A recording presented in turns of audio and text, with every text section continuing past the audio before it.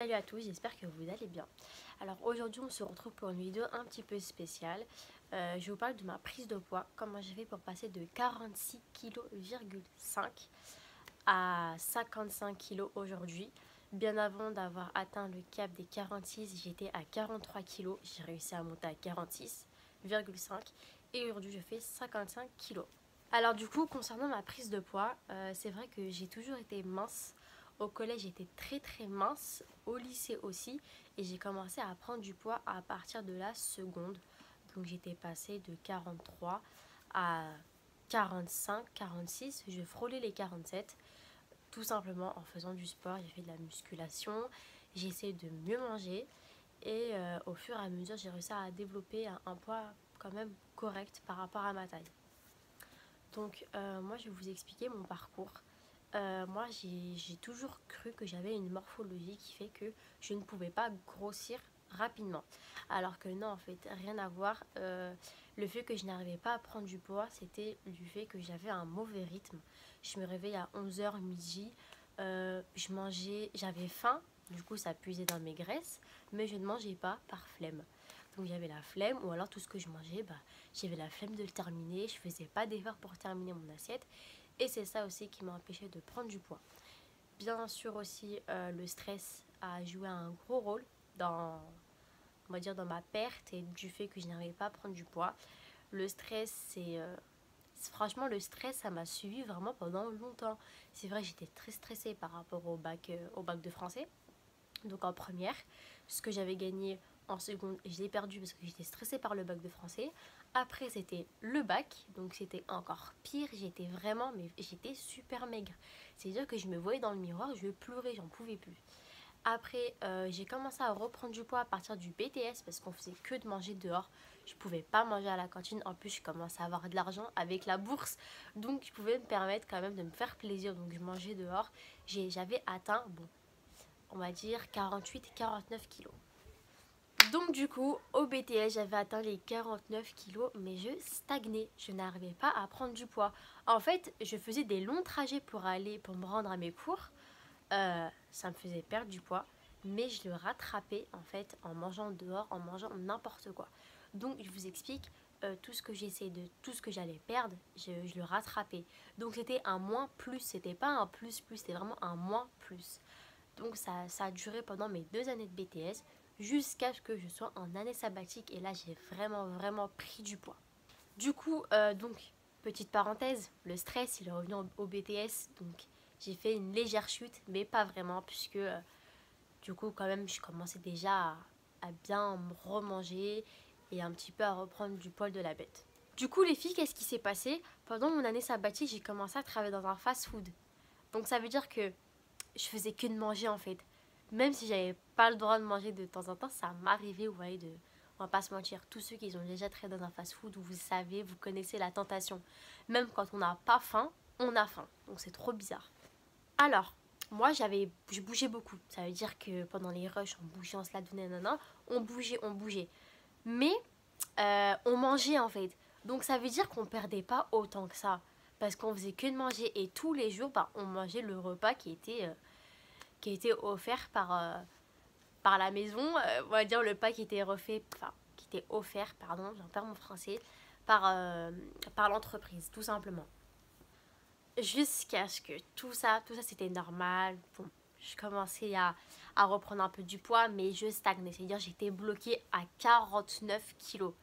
Ça veut dire des fois je baissais à 48, 47 et je reprenais vite à 49, mais je ne franchissais pas la barre des 50.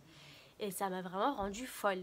Qu'est-ce qui s'est passé? Qu'est-ce que j'ai pris? J'ai pris du fenugrec. Bon, fenugrec, je le prenais même quand j'étais au lycée en fait, fenugrec. Fenugrec, c'était vraiment ce que ma mère me donnait. C'était du fenugrec. Bon, la boîte elle se présente comme ça.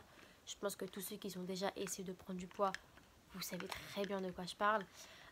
Fenugrec, au début, il donne faim. Après, c'est comme si que je mangeais un Smarties. Il n'y avait aucun effet. Vraiment, il n'y avait plus aucun effet le fenugrec n'avait plus d'effet sur mon corps. Quand c'est que mon corps, en fait, c'est tellement habitué à ce produit-là qu'il n'avait plus du tout d'effet. Il faut savoir qu'en terminale, ma mère m'avait acheté Périactine. Alors, Périactine, c'était cette boîte-là. Périactine, je n'avais pas touché à Périactine. J'avais utilisé qu'un seul cachet. J'avais dormi toute la journée. Et après, je n'ai plus retouché à la boîte. Et j'ai retrouvé la boîte, j'ai vu qu'elle est périmée en 2022. Je me suis dit, bon, ok. Périactine, j'ai entendu beaucoup de positifs sur Périactine, beaucoup de négatifs. J'ai regardé la notice, j'ai vu Périactine, trouble de la vision, nanana, j'ai commencé à paniquer. Donc j'avais une mauvaise image de Périactine. D'ailleurs, j'ai fait une story sur Snap concernant Périactine quand je disais que je n'allais pas prendre Périactine parce que c'était nocif. Je vous invite à me suivre du coup sur Snapchat pour d'autres vidéos pour que je vous montre un petit peu mon quotidien. Bon, Périactine, on en parle. Bon alors, Périactine. C'est une boîte comme ça. C'est une boîte constituée de 30 cachets, 30 comprimés, pardon. Et c'est sûr que vous en avez entendu parler via des influenceuses, via des youtubeuses. Périactine, même les gens du bled te recommandent Périactine. Donc, Périactine, qu'est-ce que c'est? C'est un médicament qui traite les allergies. Il donne de l'appétit et il fait dormir. Donc là, c'est un petit résumé que je vous fais. J'ai longtemps critiqué Périactine. Ça fait 1 mois que j'utilise. Je suis passée de 49 kg à 55 kg. Et 55, quelque chose. Ça veut dire que je m'approche des 56 kg. Donc ça marche. Après, j'ai peur que ça parte. Là, en 1 mois, je n'ai pas perdu. Donc, et en plus, je vous explique. Moi, je ne le prends pas tous les jours. Moi, par exemple, le Périactine, je vais prendre un cachet en entier le soir. La journée, je le coupe en 2. Je prends la moitié le matin. Donc, petit bug, je reprends donc un cachet le soir avant de dormir. Le matin, la moitié d'un cachet. Et l'après-midi, la moitié de l'autre. Donc, c'est comme ça que je fonctionne. Et quand vraiment je vois que j'ai beaucoup de taf, j'évite de prendre le Périactine. C'est-à-dire je le prends que le soir, je ne le prends pas la journée. Mais ça marche. C'est-à-dire que moi, je me pensais que si je prenais la moitié, ça allait rien faire, mais ça marche quand même.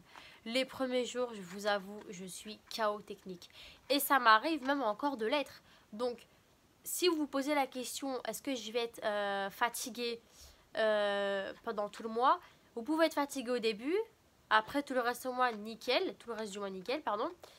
Mais vous pouvez aussi, quelquefois, ils peuvent vous mettre des coups de barre. Donc, moi, vraiment, ce que je vous recommande, c'est que quand vous avez vraiment des grosses journées de travail et tout, prenez que la moitié. Ne prenez pas le risque de prendre en entier. Après, voilà, je pense que tout dépend de chacun. Mais moi, mon avis par rapport à Périactine, c'est pas quelque chose que je vais recommander parce que je ne suis pas médecin, je ne suis pas... comment on dit déjà? Voilà. Je ne suis pas nutritionniste, donc je peux pas vraiment vous donner de réels conseils. Après, je vous conseille de faire du sport, faites de la musculation, ça vous permet de bien garder, vous voyez, transformer la graisse en muscle, c'est toujours mieux à faire. Et éviter de manger n'importe quoi. Moi, par exemple, je mange pas de fast-food.